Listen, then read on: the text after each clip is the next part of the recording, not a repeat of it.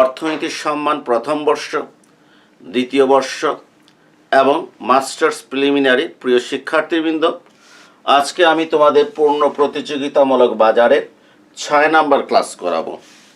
এর অর্থ হচ্ছে ইতিমধ্যে আমি 5টা ক্লাস আমি তোমাদের করিয়ে ফেলেছি। এই ক্লাসগুলো যদি পেতে চাও তাহলে ইউটিউবে যেখানে আমার ক্লাস দেখছো, যারা প্রথম দেখছো তাদের জন্য বলছি, যেখানে আমার চ্যানেলের নাম লেখা আছে economics centre by Akmal Hossain Maliha, সেখানে একটা গোল বৃত্তের ভিতরে একটা ছোট্ট মেয়ের ছবি আছে।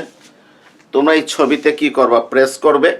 প্রেস করার সাথে সাথে তোমরা আমার চ্যানেলের ভিতরে চলে যেতে পারবে। চ্যানেলের ভিতরে গেলে দেখবা উপরের দিকে লেখা আছে হোম, ভিডিও, এরপরে হচ্ছে প্লেলিস্ট। প্লেলিস্টে তোমরা ক্লিক করবা, প্রেস করবা। প্রেস করার সাথে সাথে ওইখানে দেখতে পারবে যে পূর্ণ প্রতিযোগিতামূলক বাজার অধ্যায় আছে। ক্লিক করলে ধারাবাহিকভাবে ওই প্লেলিস্টে ক্লাসগুলো পেয়ে যাবে। শুধু তাই না, অনার্স প্রথম বর্ষের জন্য, দ্বিতীয় বর্ষের জন্য, মাস্টার্স পিরিয়ডের জন্য, মাস্টার্স ফাইনাল ইয়ারের জন্য, থার্ড ইয়ারের জন্য, বিভিন্ন ইয়ারের প্রয়োজনীয় ক্লাসগুলো দেয়া আছে এবং আরও ক্লাস দিচ্ছি। প্রতিদিনই সাধারণত একটি করে ক্লাস কি হচ্ছে, আপলোড হচ্ছে। আর বেশি কথা না বলে আমি আমার ক্লাসে চলে যাচ্ছি। সেটা হচ্ছে আজকের আলোচনার বিষয়বস্তু হচ্ছে একটা ফার্ম পূর্ণ প্রতিযোগিতামূলক বাজারে স্বল্পকালীন ভারসাম্য লাভ করে ক্ষতি স্বীকার করে উৎপাদন। ক্ষতি স্বীকার করে উৎপাদন। আমি আবারও বলছি, যারা আমার এই আজকের ক্লাসটা প্রথম দেখবে, আগের ক্লাসগুলো যারা দেখবে না, তাদের কাছে মনে হবে বাজার একটা কঠিন চ্যাপ্টার। আসলে কোনো কিছু যদি মাঝখান থেকে দেখি তাহলে কঠিন মনে হবে, আর প্রথম থেকে দেখলে সহজ মনে হবে। কারণ আজকের 6 নাম্বার ক্লাসটা দাঁড়িয়ে আছে 5 নাম্বার ক্লাসের উপর, 5 নাম্বার ক্লাস দাঁড়িয়ে আছে 4 নাম্বার ক্লাসের উপর, 4 নাম্বার ক্লাস দাঁড়িয়ে আছে 3 নাম্বার ক্লাসের উপর। এভাবে 1 নাম্বার ক্লাস থেকে শুরু হয়েছে। আমি প্রত্যেকটা ক্লাস কিন্তু ধারাবাহিকভাবে দেই, একটার সাথে আরেকটা কিন্তু রিলেটেড। যাক, তা আজকের আলোচনা হচ্ছে ক্ষতি স্বীকার করে উৎপাদন।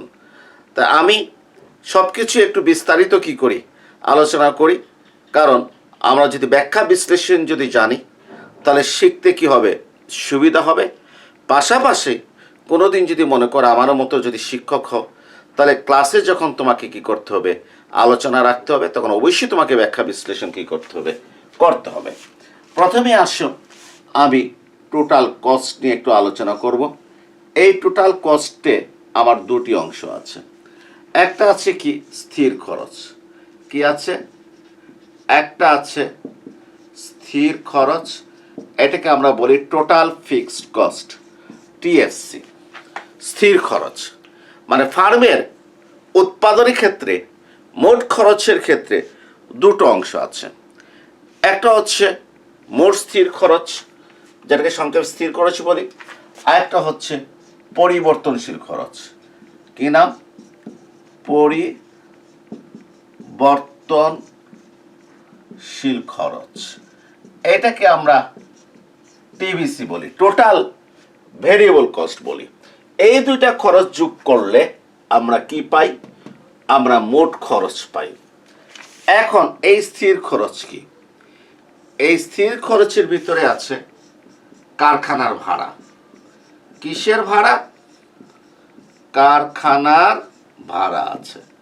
এই স্থির খরচের ভিতরে আছে কারখানার ভাড়া। আমি যদি উৎপাদন যদি না করি, আমি যদি কোনো কারণে যদি উৎপাদন না করি, উৎপাদন যদি বন্ধ রাখি, আমাকে কারখানার ভাড়া কি করতে হবে? দিতে হবে। মনে করো আমার একটা আইসক্রিম ফ্যাক্টরি আছে এবং শীতকালে সাধারণত আইসক্রিমের চাহিদা থাকে না, কারণ স্কুলে বাচ্চারা সাধারণত ওই শীতকালে আইসক্রিম কি খায় না, চাহিদা খুবই কম থাকে। আমি কি করলাম, ডিসেম্বর মাস এবং জানুয়ারি মাস, এই দুটো মাস আমি আমার আইসক্রিম উৎপাদন বন্ধ রাখলাম, অর্থাৎ ফ্যাক্টরিটা বন্ধ করে দিলাম এই দুটো মাস। কিন্তু বন্ধ করে দিলে কি হবে, আমি ফ্যাক্টরি মানে কারখানার ঘর যার কাছ থেকে ভাড়া এনেছি তাকে ডিসেম্বরেরও ভাড়া দিতে হবে, জানুয়ারিরও ভাড়া কি করতে হবে, দিতে হবে। তাহলে আমি উৎপাদন না করলেও আমাকে এই খরচ কি করতে হবে, বহন করতে হবে। এই ভাড়াটা হচ্ছে কি স্থির খরচ। মনে করো আমি ডিসেম্বরে উৎপাদন করছি না, ফ্যাক্টরি বন্ধ, তাহলে কারখানা ভাড়া হচ্ছে 10,000 টাকা। তাহলে ডিসেম্বর মাসে আমাকে কি করতে হবে, কারখানা ভাড়া বাবদ কত টাকা দিতে হবে, 10,000 টাকা দিতে হবে। এই 10,000 টাকা হচ্ছে আমার কি স্থির খরচের ভিতরে পড়ে। উৎপাদন না করলেও যে খরচ আমাকে বহন করতে হবে, উৎপাদন করলেও বহন করতে হবে, না করলেও বহন করতে হবে। এরপরে আসুন মূলধনের সুদ, এটাও স্থির খরচের ভিতরে পড়ে। কার সুদ? মূলধনের সুদ। আমি মনে করো 10 লক্ষ টাকা কি করেছি, ক্যাপিটাল আমি এনেছি ব্যাংক থেকে, এবং এই 10 লক্ষ টাকার আমাকে সুদ কি করতে হয়, দিতে হয়। প্রতি মাসে মনে করো সুদ আমাকে 5,000 টাকা পেমেন্ট করতে হয়, পরিশোধ করতে হয়। তাহলে ডিসেম্বর মাসে আমাকে সুদ কত টাকা দিতে হবে, 5,000 টাকা দিতে হবে। আমি যদি বলি যে আমার ফ্যাক্টরি বন্ধ, আমি সুদ দিতে পারবো না, হবে না, আমার বরাদ্দ হচ্ছে 5,000 টাকা দিতেই হবে। আমি যদি বলি আমার ফ্যাক্টরি বন্ধ, আমি কারখানা ভাড়া দিতে পারবো না, হবে না, আমাকে কারখানা ভাড়া 10,000 টাকা কি করতে হবে, দিতে হবে। এরপরে যারা হচ্ছে মানে ব্যবস্থাপনার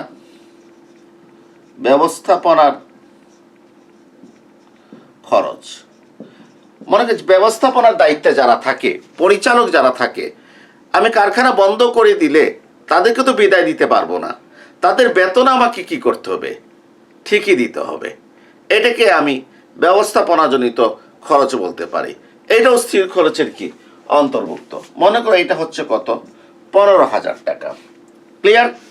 আরও অনেক ধরনের স্থির খরচ থাকতে পারে, যারা উৎপাদন না করলেও আমাকে কি করতে, বহন করতে হয়।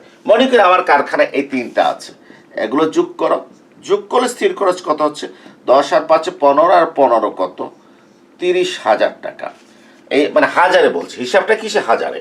এর মানে হচ্ছে একটি ফার্ম যদি উৎপাদন যদি না করে, তাহলে তাকে স্থির খরচ বহন করতে হবে কত, 30,000 টাকা। উৎপাদন যদি সে যদি কি করে, না করে। আমি ডিসেম্বর মাসে আমি কি করছি, আমি ফ্যাক্টরি কি করেছি, আমি বন্ধ করে দিয়েছি, অতএব ডিসেম্বর মাসে আমাকে স্থির খরচ হিসাবে 30,000 টাকা বহন করতে হবে। এখন আসো যে ফার্মের পরিবর্তনশীল খরচটা কি। ফার্মের পরিবর্তনশীল খরচ হচ্ছে ফার্ম যদি, এই খরচটা হচ্ছে ফার্মের পরিবর্তনশীল, মানে এই খরচটা পরিবর্তনশীল কিভাবে, ফার্ম যত উৎপাদন বাড়াবে এই খরচের পরিমাণ তত বাড়বে, ফার্ম যত উৎপাদনের পরিমাণ কমাবে এই খরচের পরিমাণ তত কি হবে, কমবে। এই জন্য এটি হচ্ছে পরিবর্তনশীল খরচ। আবার একটা ফার্ম যদি উৎপাদন না করে, তাহলে পরিবর্তনশীল খরচের পরিমাণ হচ্ছে কি, শূন্য। আবারও বলছি, মনে রাখো, একটি ফার্ম যদি উৎপাদন না করে, তাহলে পরিবর্তনশীল খরচের পরিমাণটা হচ্ছে শূন্য। তাহলে আমি একটা জিনিস বলছি, লক্ষ্য করে, ভালো করে লক্ষ্য করো, যে ফার্মের প্রোডাকশন কিউ ইকুয়াল টু কত, 0। তাহলে এই পরিবর্তনশীল খরচটা কত হবে, শূন্য হবে।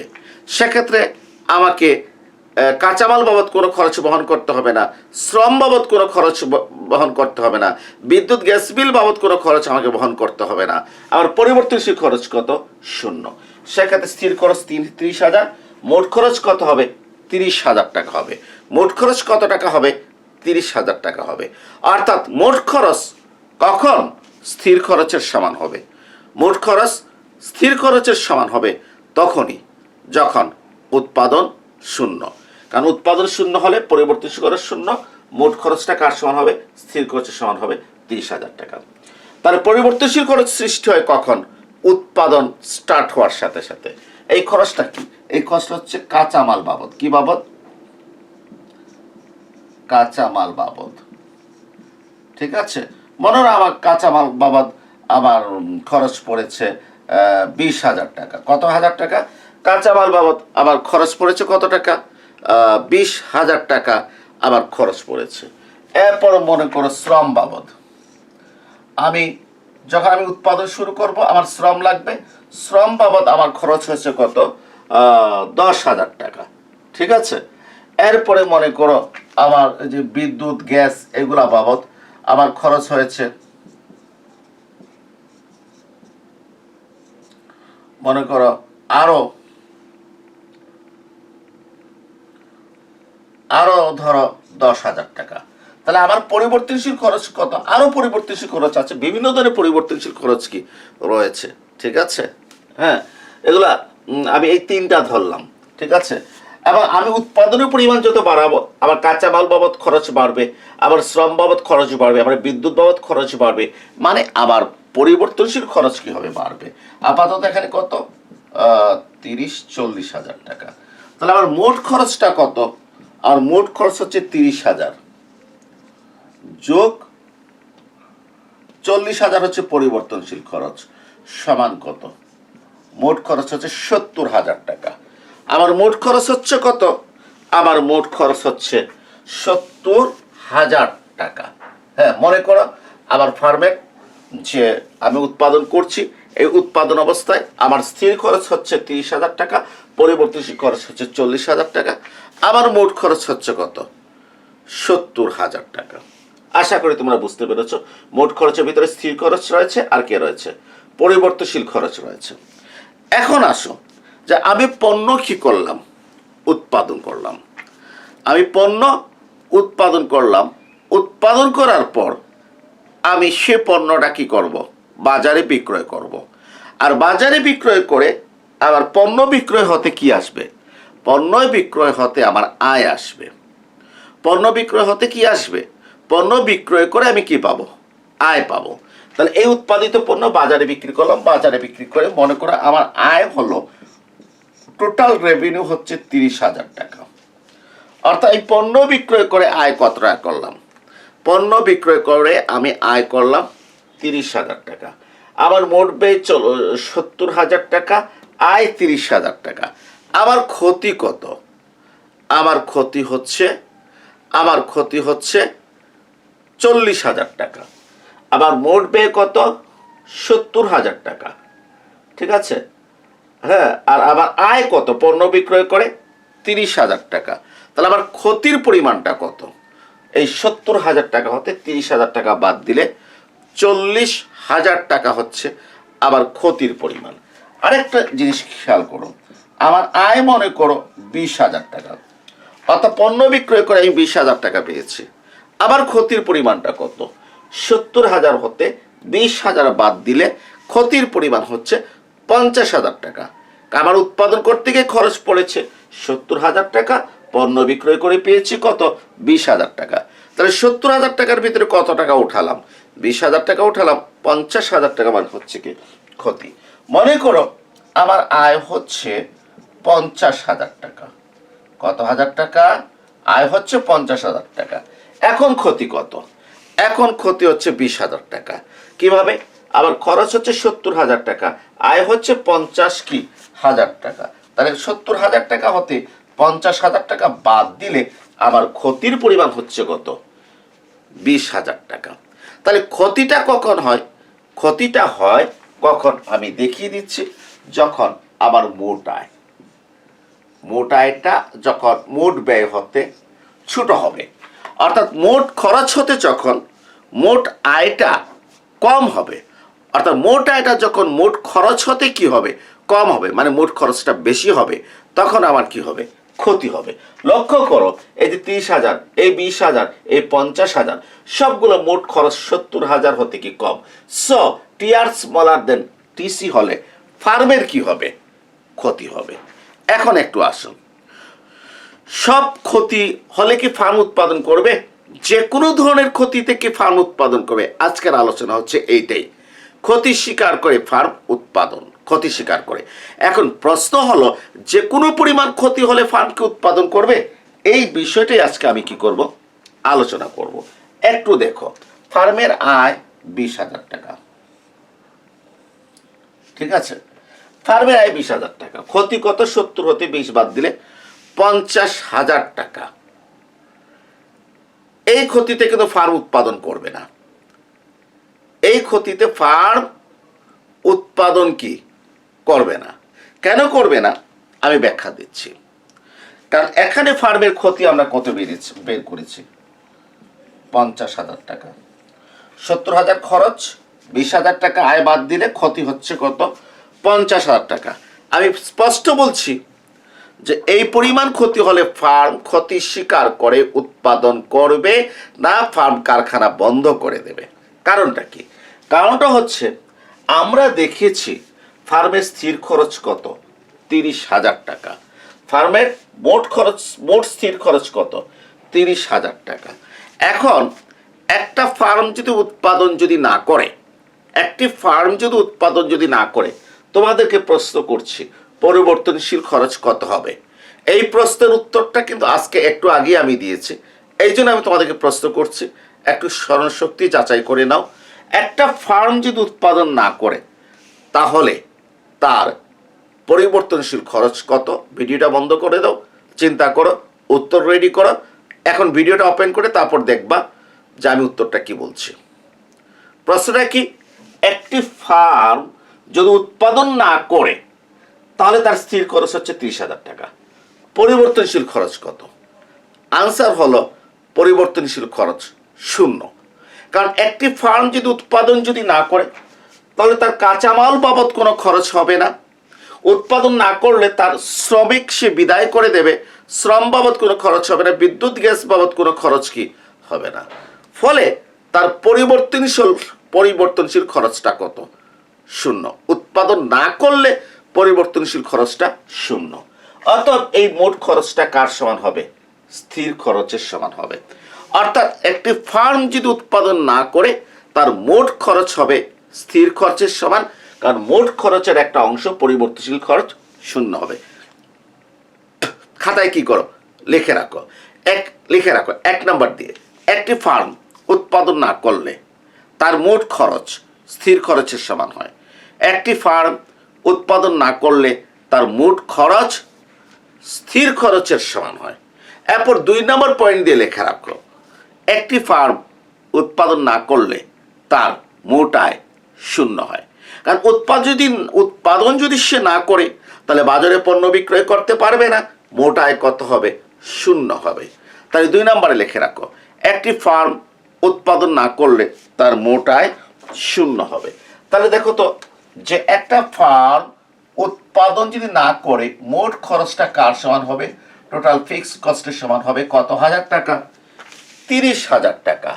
আর উৎপাদন না করলে মোট আয়টা কত হবে? 0 হবে।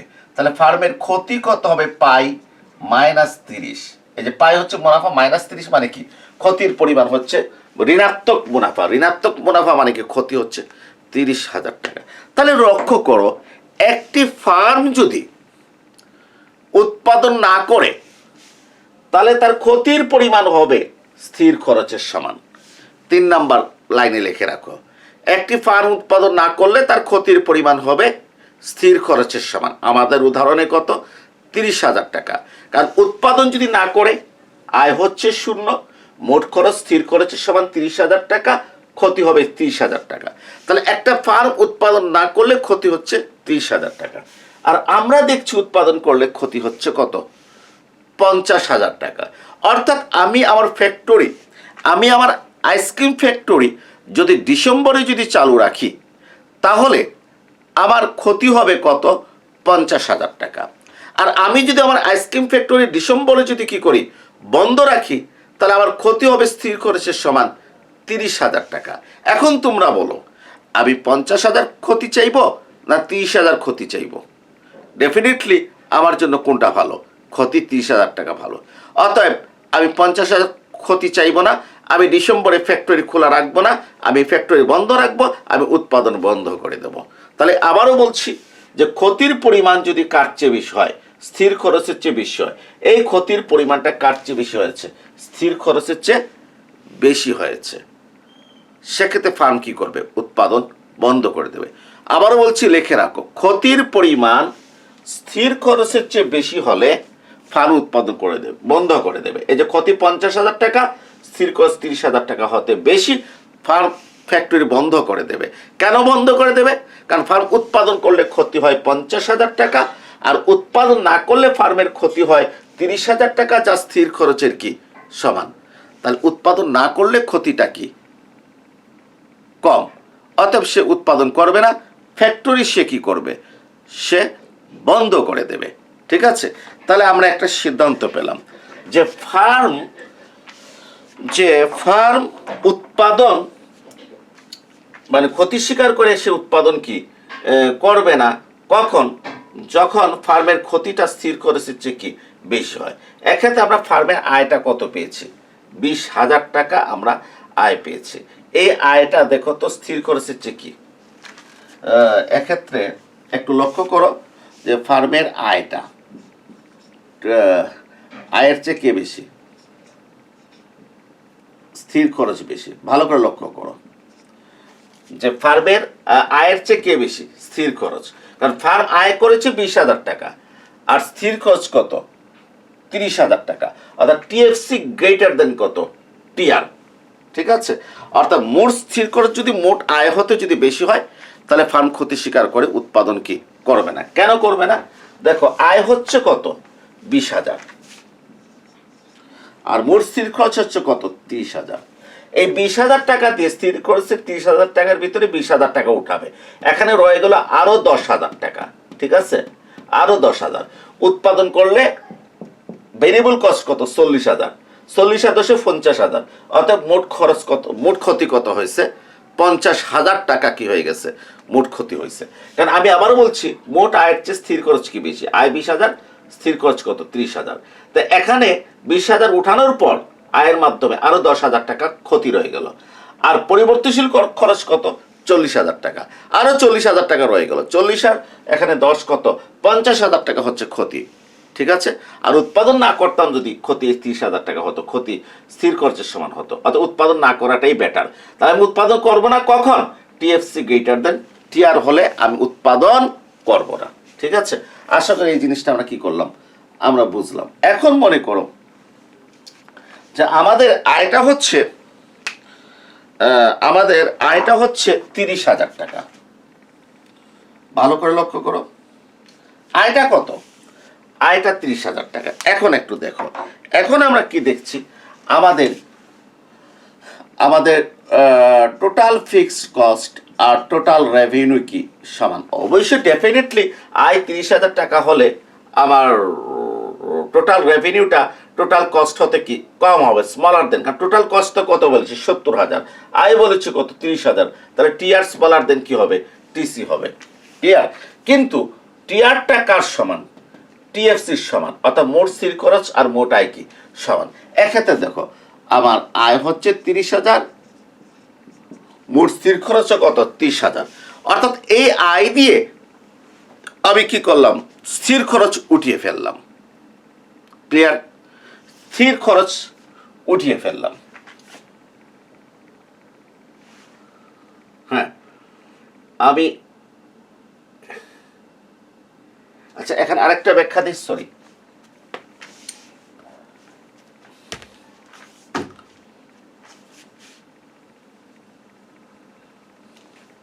একটু দেখো আয়টা 40,000 বলি, আয়টা কত, হ্যাঁ 40,000। ঠিক আছে, আয়টা 40,000। আর এখানে ইয়ে দেখো টিভিসি, আমি টিসির সাথে সম্পর্ক এনেছি না, এনে টিভিসির সাথে সম্পর্ক আনলে আমাদের বুঝতে কি হবে, সুবিধা হবে। TVC equal to TR. লক্ষ্য করো আমার আয় হচ্ছে কত, 40,000। ঠিক আছে, আমার আয় হচ্ছে 40,000 আর পরিবর্তনশীল খরচও কত, 40,000। অর্থাৎ টিবিসি আর টিআর কি পরস্পর সমান। কে সমান, টিবিসিও 40,000, টিআরও কত, 40,000। ভালো করে লক্ষ্য করো, আমার আয় 40,000 আর পরিবর্তনশীল খরচও কত, 40,000, দুইটাই কি সমান। এতে কি হবে দেখো, এতে আবার ক্ষতির পরিমাণটা কত হবে, ক্ষতির পরিমাণ তো 70,000 হতে 40,000 বাদ দিলে কত, ক্ষতির পরিমাণ হচ্ছে 30,000 টাকা। ক্ষতির পরিমাণটা হচ্ছে 30,000 টাকা। যে 70,000 থেকে আয় 40,000 বাদ দিলে ক্ষতি হচ্ছে 30,000 টাকা। কিভাবে, তোমরা দেখো আমার টোটাল ভেরিয়েবল কস্ট হচ্ছে কত, 40,000 টাকা, আয় কত, 40,000। এই আয় দিয়ে আমি পরিবর্তনশীল খরচ উঠাই ফেলছি। আয় দিয়ে কোনটা উঠাই ফেলছি, পরিবর্তনশীল খরচ কি উঠিয়ে ফেলেছি। বাদ বাকি থাকে কোনটা, স্থির খরচ। এইটা কিন্তু আমি উঠাতে কি পারি নাই, এটা কিন্তু আমি উঠাতে কি পারি নাই। এর মানে হচ্ছে আমার ক্ষতিটা হচ্ছে কার সমান, স্থির খরচের সমান। আমি আবারও বলছি উৎপাদন করলে আবার পরিবর্তনশীল খরচ 40,000 টাকা আর স্থির খরচ 30,000 টাকা, মোট খরচ 70,000 টাকা। আমি পণ্য বিক্রয় করে আয় করেছি কত? 40,000 টাকা, যেটা পরিবর্তনশীল খরচের কি সমান। অর্থাৎ আমি পরিবর্তনশীল খরচটা কি করতে পেরেছি? উঠাতে পেরেছি। তাহলে পুরা স্থির খরচটা আমার কি? ক্ষতি। তাহলে উৎপাদন করলে ক্ষতি স্থির খরচের সমান, আর না করলেও স্থির খরচের সমান। করলেও স্থির খরচের সমান উৎপাদন করলে, না করলেও স্থির খরচের সমান। তাহলে আমি কি করব? আমি উৎপাদন করতে পারি, উৎপাদন নাও করতে পারি, উৎপাদন করতে পারি, আমি উৎপাদন কি নাও করতে পারি। আমি উৎপাদন করতে পারি এই দৃষ্টিকোণ হতে যে ডিসেম্বরে ফ্যাক্টরিটা বন্ধ রাখলেও ক্ষতি হবে স্থির 30,000 টাকা, আর প্রোডাকশন চালালেও ক্ষতি হবে কত? 30,000 টাকা। আমি হয়তো এই দৃষ্টিকোণ হতে কি করতে পারি? উৎপাদন করতে পারি যে যে আমি এই দৃষ্টিকোণ হতে আমি কি করতে পারি? উৎপাদন করতে পারি যে ফ্যাক্টরি যদি চালু থাকে তাহলে পণ্যটা কি থাকবে? বাজারে থাকবে, এটা ভবিষ্যতের জন্য কি হবে? লাভ হবে, হ্যাঁ, পণ্যের প্রচারের জন্য সুবিধা হবে। অর্থাৎ আমি ফ্যাক্টরি কি রাখতে পারি? চালু রাখতে পারি। কারণ উৎপাদন করলেও, চালু রাখলেও 30,000 টাকা ক্ষতি, বন্ধ করে দিলেও 30,000 টাকা ক্ষতি। তাহলে উৎপাদন করতেও পারি, আবার নাও করতে পারি। এই অবস্থাটাকে বলা হয় শাটডাউন পয়েন্ট। এটাকে বলা হয় শাটডাউন পয়েন্ট, মানে এর নিচে গেলে আমি উৎপাদন বন্ধ করে দেবো, এই নিচে গেলে আমি উৎপাদন বন্ধ করে দেবো, এটাকে বলে শাটডাউন পয়েন্ট। তাহলে একটা জিনিস লক্ষ্য করো যে টিআর ইকুয়াল টু টিবিসি। এখানে কি লিখছি? টিবিসি। এর মানে হচ্ছে, একটু ভালো করে লক্ষ্য করো, সেটা আমি কি বলছি? আমি বলছি কি, দেখো তোমরা, আমি বলছি টিআর স্মলার দেন টিসি হলে ফার্মের ক্ষতি হবে। আর এই টিআর মানে মোটাইটা যদি টিবিসির কি যদি হয় সমান হয়, তাহলে ফার্ম ক্ষতি স্বীকার করে উৎপাদন করতে পারে। ক্ষতি স্বীকার করে কি করতে পারে? উৎপাদন করতে পারে। একেবারে লাস্ট পয়েন্ট, একেবারে কি, একেবারে লাস্ট পয়েন্ট, ফার্ম ক্ষতি স্বীকার করে কি করতে পারে? উৎপাদন করতে পারে। ঠিক আছে? জি। আচ্ছা, এখন দেখো এইটা দেখি যে ফার্মের মোটায় কত? 50,000 টাকা। তা ফার্মের মোটায় যদি 50,000 টাকা হয়, আর পরিবর্তনশীল খরচ, আমার মোট খরচ কত? 70,000 টাকা।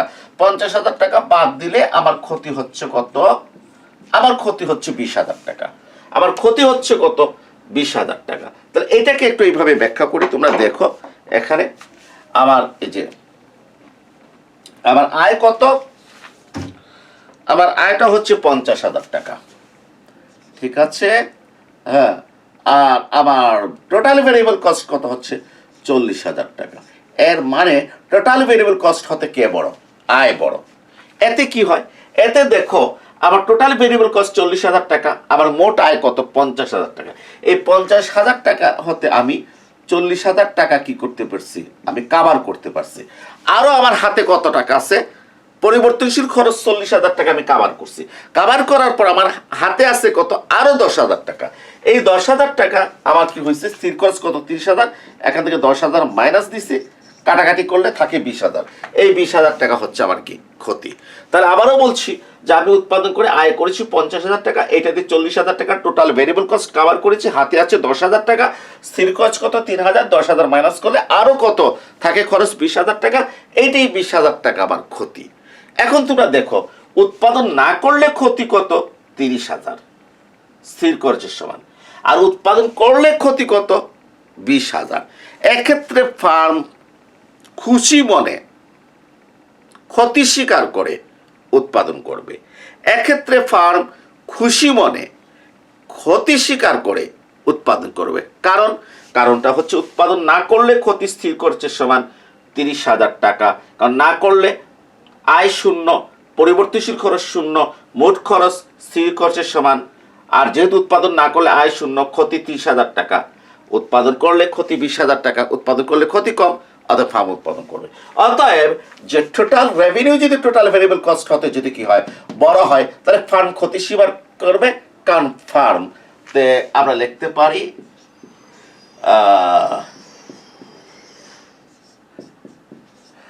যে টোটাল রেভিনিউ স্মলার দেন টোটাল কস্ট হলে ফার্মের ক্ষতি হবে, আর টোটাল ভেরিয়েবল কস্ট হতে টোটাল রেভিনিউ যদি বড় হয়, তাহলে ফার্ম ক্ষতি স্বীকার করে উৎপাদন করবে। তাহলে প্রিয় শিক্ষার্থীরা, আমি এখন এই জিনিসগুলো একটু মুছে ফেলতেছি।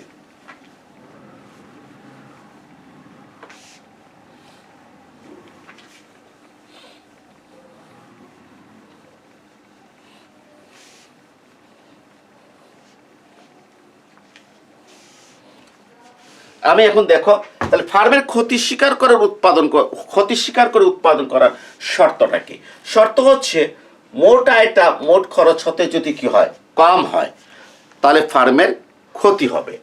এক্ষেত্রে মোট আয়টা যদি মোট পরিবর্তনশীল খরচের যদি কি হয় সমান হয়, এক্ষেত্রে ফার্ম পরিবর্তনশীল খরচ উঠাতে পারবে, ক্ষতিটা হচ্ছে স্থির খরচের সমান। ফার্ম উৎপাদন করলে ক্ষতি স্থির খরচের সমান, না করলেও ক্ষতি কত হয় আমরা এটা জানি, স্থির খরচের সমান। সবসময় মনে রাখবে উৎপাদন না করলে ফিক্সড, উৎপাদন না করলে ফার্মের ক্ষতি হচ্ছে স্থির খরচের সমান। ফার্ম উৎপাদন করতে পারে, উৎপাদন নাও করতে পারে, এটা ক্ষতি স্বীকার করে ফার্মের উৎপাদন করার লাস্ট পয়েন্ট, এটাকে বলা হয় শাট ডাউন পয়েন্ট। কি বলা হয়? Shut down point.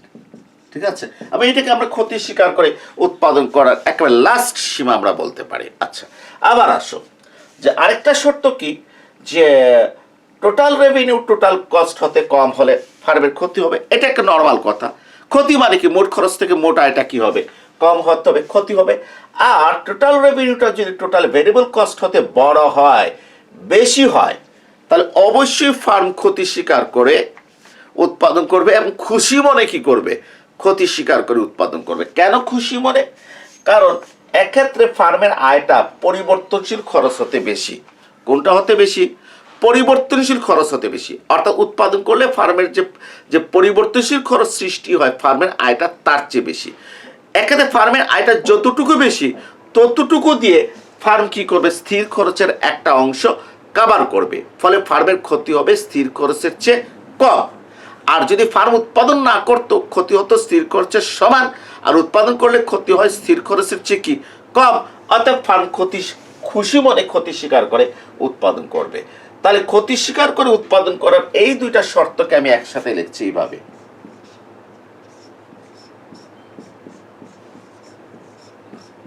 ঠিক আছে, ক্ষতি স্বীকার করে উৎপাদন করার এই শর্তটাকে আমি একসাথে লিখছি কিভাবে? এইভাবে, টিআর স্মলার দেন টিসি। মোট আয়টা মোট খরচ হতে ছোট হলে ক্ষতি হয়। মোট আয়টা যদি টিবিসির সমান হয় অথবা বড় হয় তাহলে ফার্ম ক্ষতি স্বীকার করে উৎপাদন করবে। এক্ষেত্রে টিআরটা যদি টিবিসির সমান হয় তাহলে সেটাকে বলা হয় কি? Shut down point. এই দুইটা শর্তকে একসাথে করে আমি কি করেছি? লিখেছি। এখন আসো আমি এটাই কি করলাম? সবাইকে কিউ দ্বারা ভাগ করলাম। টিবিসি কে কত দ্বারা ভাগ করলাম? কিউ দ্বারা। টিআর কে কত দ্বারা ভাগ করলাম? কিউ দ্বারা। টিসি কে কত দ্বারা ভাগ করলাম? কিউ দ্বারা। টোটাল ভেরিয়েবল কস্টকে উৎপাদন দ্বারা ভাগ করলে কি পাওয়া যায়? Average variable cost. Total variable কস্টকে উৎপাদন দ্বারা ভাগ করলে অ্যাভারেজ ভেরিয়েবল কস্ট। টিআর কে উৎপাদন দ্বারা ভাগ করলে অ্যাভারেজ রেভিনিউ মানে গড় আয়। আর টোটাল কস্টকে উৎপাদন দ্বারা ভাগ করলে অ্যাভারেজ কস্ট। সুতরাং অ্যাভারেজ ভেরিয়েবল কস্ট এর যে কথা দাম একই কথা, স্মলার দেন কি? এসি। ঠিক আছে, হ্যাঁ, এর যে কথা আর দাম কি এক কথা, এটা অনেকবার আমরা আলোচনা করেছি। অতএব ফার্মের ক্ষতি স্বীকার করে উৎপাদন করার শর্ত হচ্ছে P greater than or equal two P smaller than AC but greater than or equal to ABC. ফার্মের ক্ষতি স্বীকার করে উৎপাদন করার শর্ত আমরা যদি টোটাল অপেক্ষকের ইয়েতে বলি তাহলে এটা বলবো যে TR smaller than TC or greater than or equal to TVC. আর গড় অপেক্ষকের প্রেক্ষাপটে যদি আমি বলি তাহলে শর্ত হলো P smaller than AC but greater than or equal to AVC. এটা হচ্ছে একটা ফার্মের পূর্ণ প্রতিযোগিতামূলক বাজার বলি আর একচেটিয়া বাজার বলি। যে কোনো বাজারে ফার্মের ক্ষতি স্বীকার করে উৎপাদন করার শর্ত।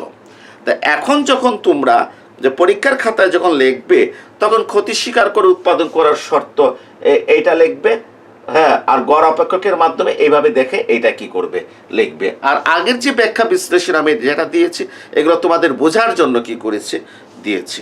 ঠিক আছে, এখন এই বিষয়টা আমি চিত্রের মাধ্যমে দেখাবো। কার মাধ্যমে? আমি চিত্রের মাধ্যমে দেখাবো। আমি চিত্র আঁকবো এইটার ভিত্তিতে যে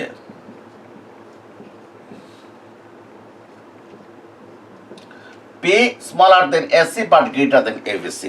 এখানে চিত্র দুইটা হবে, একটা হচ্ছে এইটার ভিত্তিতে আর একটা হচ্ছে P smaller than AC but equal to কি এবিসি, মানে এই ইকুয়াল টুর ভিত্তিতে একটা হবে। দুইটা চিত্র হতে পারে, আমি আঁকবো কোনটার ভিত্তিতে? এইটার ভিত্তিতে ক্ষতি স্বীকার করে উৎপাদন করার শর্তটা আমি কি করছি চিত্রের মাধ্যমে এখন কি করব আমি ব্যাখ্যা করব।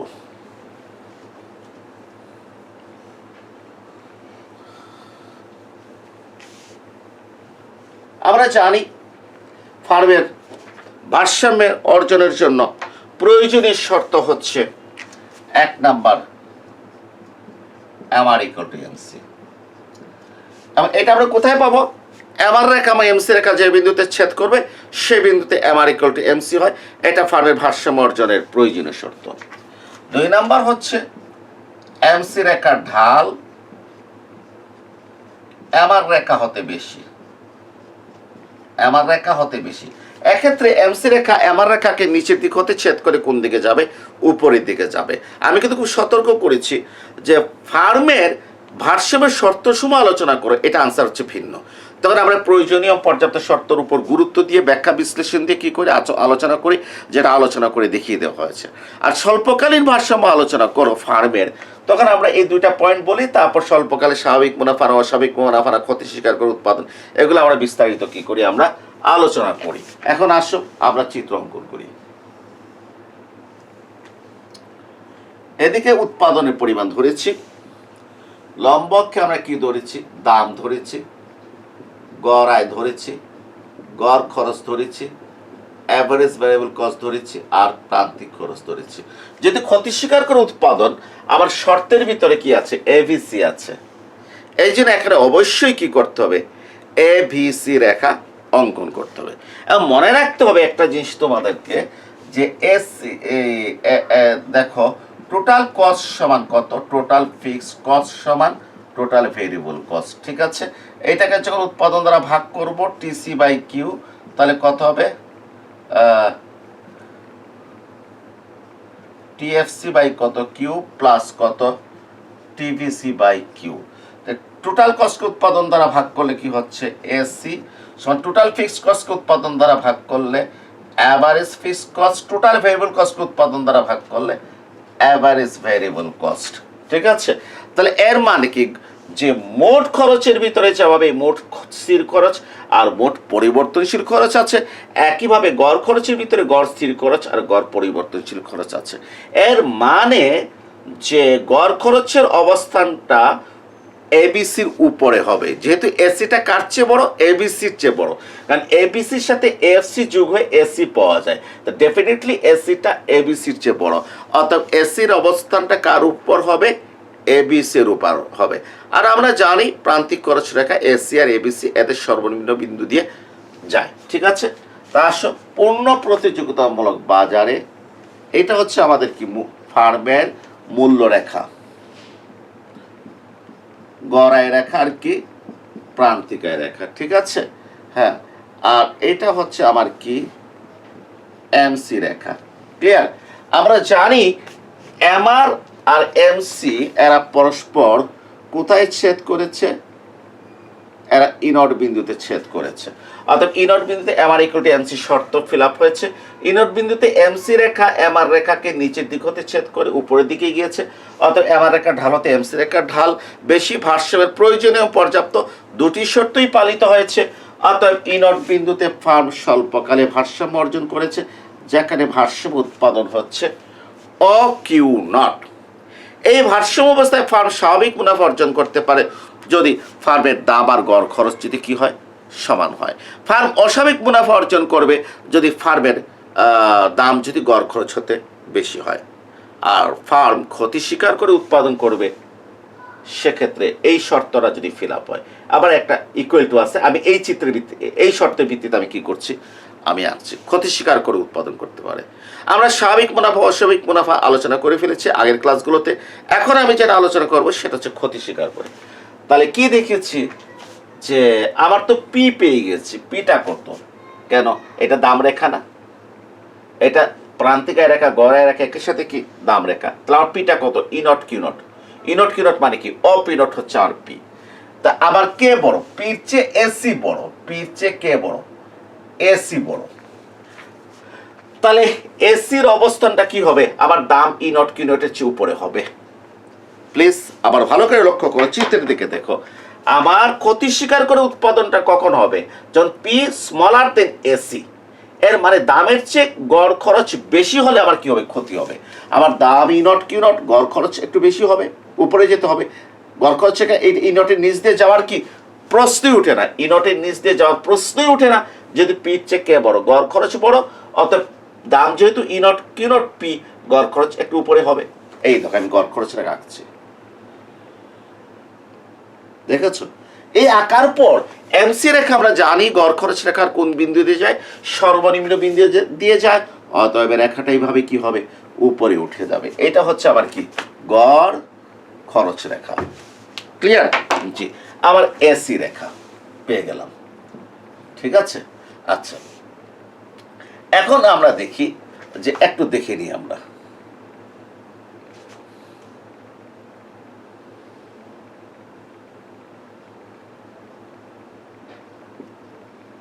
এখন আমরা দেখে নিই যে আমাদের ভারসাম্য বিন্দুতে দাম কত।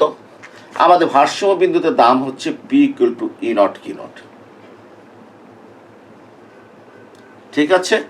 কারণ ভারসাম্য ই নট বিন্দুতে পরিমাণ হচ্ছে অ কিউ নট, দাম হচ্ছে ই নট কিউ নট। কেন দাম ই নট কিউ নট? কারণ এই রেখাটা কি? দাম রেখা, দাম ই নট কিউ নট। আমি যদি বলি এই রেখাটা গড়ায় রেখা, তাহলে গড়ায় ই নট কিউ নট। আমি যদি বলি এই রেখাটি এবার রেখা, এবার ই নট কিউ নট। আমি দাম জানতে চেয়েছি, সুতরাং এই রেখাটাকে এখন আমি দাম হিসেবে ব্যবহার করব। দাম কত? E naught Q not. Clear? এখন অ কিউ নট ভারসাম্য উৎপাদনে আমার গড় খরচ কত সেটা আমাকে এসি রেখা অনুযায়ী বের করতে হবে। এই যে আমার এসি রেখা, দেখেছো? তাহলে আমার অ কিউ নট উৎপাদনে গড় খরচ কত? E one q naught. Average cost কত? E one q naught. গড় খরচ কত? E one q naught, e one q naught. এই যে এসি রেখা অনুযায়ী। ভালো কথা। এখন যেটা হচ্ছে যে আমার একক প্রতি মুনাফা কত? প্রতি এককে মুনাফা, প্রতি এককে মুনাফা, প্রতি এককে মুনাফার সমান হচ্ছে, না সরি, আমার এখানে মুনাফা হচ্ছে না ক্ষতি হচ্ছে? ক্ষতি হচ্ছে। তাহলে মুনাফা কথাটা লেখা ভুল হয়েছে। কেন? আমি স্পষ্ট দেখতে পাচ্ছি আমার দামের চেয়ে গড় খরচ বেশি। মনে করো আমার দাম হচ্ছে 10 টাকা, গড় খরচ কত? 12 টাকা। দাম 10 টাকা, গড় খরচ 12 টাকা। তাহলে আমার ক্ষতি কত হচ্ছে? 2 টাকা করে আমার ক্ষতি হচ্ছে। ক্লিয়ার? তা প্রতি এককে কি লিখব? ক্ষতি। তো সেটা কি হবে? এসিড থেকে মানে গড় খরচ থেকে আমি কি বাদ দেব? দাম বাদ দেব, ঠিক আছে? মানে 12 থেকে 10 টাকা বাদ দিলে ক্ষতি হচ্ছে কত? 2 টাকা। গড় খরচ থেকে দাম বাদ দেব, তো গড় খরচ কত? ই ওয়ান কিউ নট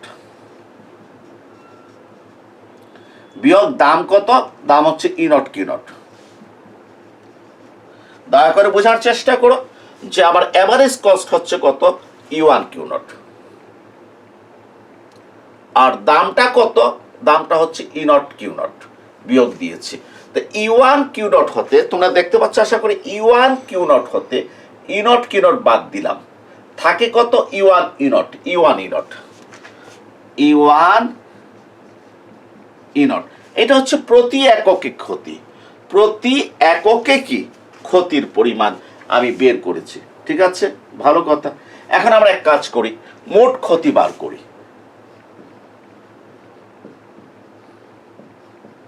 মোট ক্ষতি, মোট ক্ষতি কি? প্রতি, তোমরা একটু লেখো, একটু লিখে রাখো, আমার জায়গা নেই, তোমরা লিখে রাখো। মোট ক্ষতি সমান প্রতি এককে ক্ষতি ইন্টু উৎপাদনের পরিমাণ। প্রতি এককে ক্ষতি ইন্টু উৎপাদনের পরিমাণ, এটা হচ্ছে মোট ক্ষতি। প্রতি এককে ক্ষতি ইন্টু গুণন উৎপাদনের পরিমাণ। কেন উৎপাদনের পরিমাণ দ্বারা গুণ করে দিচ্ছি? উৎপাদনের মোট পরিমাণ দ্বারা। মনে করো আমি প্রতি এককে আমার 2 টাকা ক্ষতি হয়, আমি উৎপাদন করেছি 1 লাখ ইউনিট। প্রতি এককে যদি 2 টাকা করে মুনাফা ক্ষতি হয়, তাহলে 1 লাখ ইউনিট আবার ক্ষতি কত? 2 ইন্টু 1 লাখ, 2 লক্ষ টাকা হচ্ছে আমার ক্ষতি। তাহলে মোট ক্ষতি বের করতে হলে আমাকে প্রতি এককে যে ক্ষতি হয় সেটাকে আমাকে উৎপাদনের পরিমাণ দ্বারা গুণ করতে হবে, ঠিক আছে? তাহলে প্রতি একক ক্ষতি হচ্ছে কত? E one E not into উৎপাদনের পরিমাণ অ কিউ নট।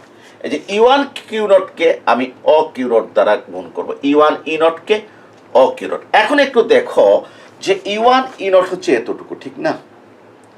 এটার সাথে অ কিউ নটের কোনো সংযোগ নাই, ঠিক আছে, নাই। একটা সংযোগ স্থাপন করতে চাচ্ছি, এই দেখো স্থাপন করে দেখাচ্ছি, E1 E0 ইন্টু অকিনোর যে কথা P0 E0 একই কথা, অকিনোর যে কথা P0 E0 একই কথা। কারণ আমরা জানি যে একটা আয়তক্ষেত্রের সামনাসামনি বাহু পরস্পর সমান হয়, অতএব অকিনোর জায়গায় আমি কি লিখলাম, P0 E0 লিখলাম। এখন তোমরা ভালো করে লক্ষ্য করো, E1 E0 আর P0 E0 হচ্ছে দৈর্ঘ্য আর E1 E0 হচ্ছে প্রস্থ। দৈর্ঘ্য আর প্রস্থ গুণ দিলে ক্ষেত্রফল পাওয়া যায়, সেটা কত, P0 E0 E1 E2, এটা হচ্ছে আমার ফার্মের ক্ষতির পরিমাণ, P0 E0 E1 E2। আমি আবারও বলছি, আবার ক্ষতির একক, প্রতি এককে ক্ষতি হচ্ছে E1 E0, এটাকে মোট উৎপাদনের পরিমাণ অকিউরট মানে কি P0 E0 দ্বারা গুণ করেছি, দৈর্ঘ্য আর প্রস্থ গুণ দিলে ক্ষেত্রফল P0 E1 E2 বলতে পারি, অথবা P0 E2 E1 E0 বলতে পারি, অথবা E0 E1 E2 P0 বলতে পারি। কিন্তু P0 E0 বলার পর E1 বলতে বাধ্য, E2 বলার কোনো সুযোগ নেই। মানে একটা চক্রাকারে আমাকে কি করতে হবে, যেতে হবে। তাহলে প্রিয় শিক্ষার্থীরা, আমার ক্ষতির পরিমাণটা কোন এলাকাটা, এই এলাকাটা হচ্ছে আমার ক্ষতির কি পরিমাণ।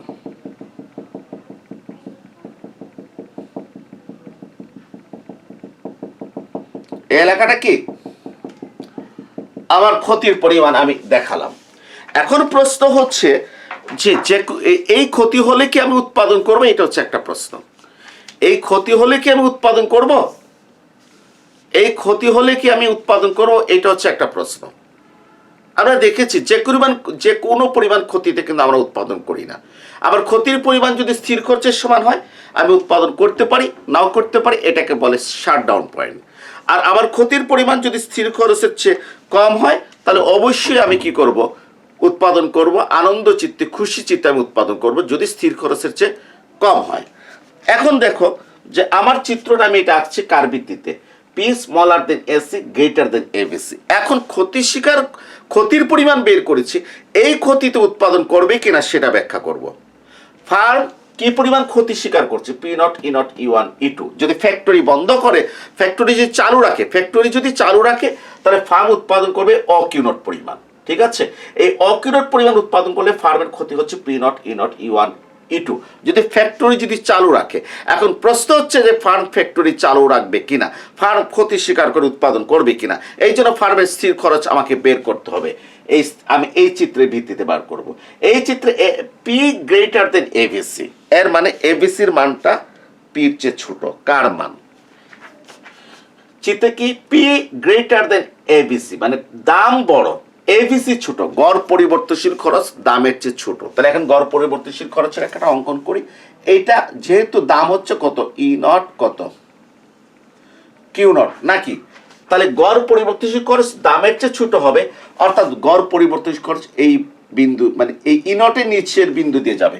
এটা এই বিন্দু দিয়ে যেতে পারে, এদিক দিয়ে যেতে পারে, এদিক দিয়ে যেতে পারে, শুধু E0 এর নিচ বিন্দু দিয়ে যাবে।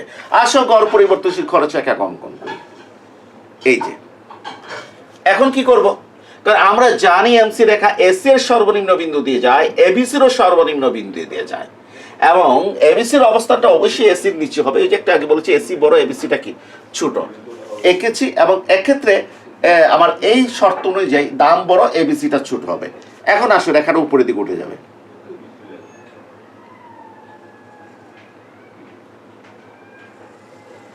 এই হচ্ছে আমার এবিসি রেখা। এখন দেখো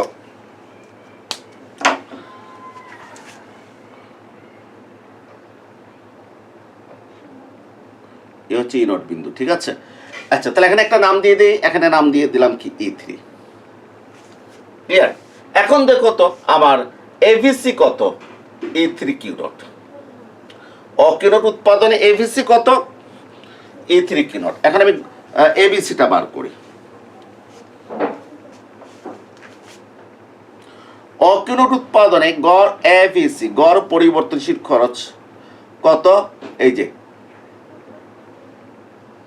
E3 Q0। ঠিক আছে, E3Q0 অকিউনট উৎপাদনে এবিসির একাউন্টে যে গড় পরিবর্তনশীল হচ্ছে E3Q0, দাম হচ্ছে E0Q0।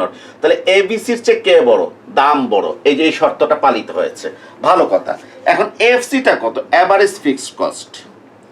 অ্যাভারেজ ফিক্সড কস্ট কত? অ্যাভারেজ ফিক্সড কস্ট হচ্ছে অ্যাভারেজ কস্ট হতে এবিসি বাদ দেব। এই দেখো, এটাকে বাম দিকে নিয়ে আসো, অ্যাভারেজ কস্ট থেকে এবিসি বাদ দাও, কি পাচ্ছ? Average fixed cost. ঠিক আছে, এবিসিটা যদি এসির থেকে, যদি এখানে এসির ভিতরে এই দুইটা আছে, এবিসি এসির থেকে এবিসি যদি বাদ দিয়ে দিই এফসি পাবো। তাহলে আমি কি করছি? এসির থেকে এবিসি বাদ দিচ্ছি। তাহলে এসি কত পাচ্ছি? সরি, এসি কত আমার? এসি হচ্ছে E1Q0 মাইনাস এবিসি কত? E3Q0। এখন একটু লক্ষ্য করো তো, E1Q0 থেকে E3Q0 বাদ দিব। দেখো এসিটা কত? E1Q0, আর এবিসি কত? E3Q0 বাদ দেব, থাকে কত? E1E3। এই E1E3 হচ্ছে আমার কি? এই E1E3 হচ্ছে আমার কি? এএফসি, গড় স্থির খরচ। আমার গড় স্থির খরচ হচ্ছে E1E3, আমার গড় স্থির খরচ হচ্ছে কত? E1E3। এখন আমি মোট স্থির খরচ বার করব। আমি কি বার করব? আমি মোট স্থির খরচ। তাহলে মোট স্থির খরচ টিএফসি ইকুয়াল টু সমান এএফসি ইনটু উৎপাদনের পরিমাণ। অর্থাৎ গড় স্থির খরচকে উৎপাদনের পরিমাণ দ্বারা গুণ দিলে মোট স্থির খরচ পাওয়া যায়। মনে করো আমার গড় স্থির খরচ হচ্ছে 5 টাকা, আমি 1 লক্ষ ইউনিট দ্রব্য উৎপাদন করি, তাহলে মোট স্থির খরচ কত? 5 ইন্টু 1 লক্ষ সমান 5 লক্ষ টাকা। তাহলে মোট পেতে হলে সব সময় গড়কে উৎপাদনের পরিমাণ দ্বারা গুণ দিতে হয়। তাহলে মোট স্থির খরচ হচ্ছে গড় স্থির খরচ ইন্টু উৎপাদনের পরিমাণ, আর total fixed cost equal to FC কত? E1E3 ইন্টু উৎপাদন কত? চিত্রানুযায়ী অকিউনট উৎপাদন। ঠিক আছে, এখন দেখো E1E3 মানে গড় স্থির খরচ। এই E1E3 সাথে অকিউনটের কোনো সম্পর্ক কি? নাই। আমি একটা সম্পর্ক সৃষ্টি করছি, ঠিক এইবার আবার একটা রেখা টানলাম, টেকে নাম দিলাম কি? E4। কি নাম দিলাম? E4। তাহলে এখন দেখো অকিউনট যে কথা, এই যে অকিউনট যে কথা আর E4E3 কি? একই কথা। তাহলে E1E3 ইন্টু E4E3। আবারও বলছি যে আবার গড় স্থির খরচ হচ্ছে E1 কত? E3, আর মোট উৎপাদন অকিউনট গুণ দিচ্ছি, অকিউনট যে কথা E4E3 একই কথা। এখন দেখো E4E3 হচ্ছে আয়তক্ষেত্রের কি? দৈর্ঘ্য, আর E1E3 হচ্ছে কি? প্রস্থ। তাহলে আমার মোট স্থির খরচ কত? E4E3 E1E2, E4E3 E1E2, E4E3 E1E2। এখন একটু ভালো করে লক্ষ্য করো, আবার উৎপাদন করলে ক্ষতি হয়েছে কতটুকু? P0 E0 E1 E2, আর আবার স্থির খরচ কত? E4E3 E1 E2। আমরা জানি আমি যদি ডিসেম্বর মাসে যদি ফ্যাক্টরি যদি কি করতাম? বন্ধ রেখে দিতাম, তাহলে আবার ক্ষতি হতো স্থির খরচের সমান, এবং সেই ক্ষতির পরিমাণ হতো E4E3 E1 E2। কিন্তু আমি উৎপাদন করলে ক্ষতি হয় কত? P0 E0 E1 E2। তাহলে ক্ষতি কতটুকু কম হচ্ছে? ক্ষতি কম হচ্ছে এই যে এই এলাকাটা আমার কি হচ্ছে? এই এলাকাটা আমার কি হচ্ছে? ক্ষতি কম হচ্ছে। কোন এলাকাটা? E4E3 E0 P0, এই এলাকাটা ক্ষতি কি হচ্ছে? কম হচ্ছে। কতটুকু এলাকা? E4E3 E0 P0, এই এলাকাটা E4E3 E0 P0 এলাকাটা আমার ক্ষতি কম হচ্ছে উৎপাদন করলে। অতএব আমি খুশি মনে আমি কি করব? আমি উৎপাদন করব, ক্ষতি স্বীকার করে অত্যন্ত খুশি মনে আমি উৎপাদন করব।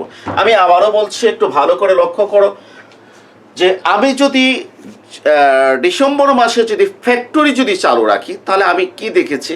আমি দেখেছি আমার ক্ষতির পরিমাণ হচ্ছে P0 E0 E1 E2, যেটা আমি বের করে রেখেছি মোট ক্ষতির পরিমাণ। ঠিক আছে জি।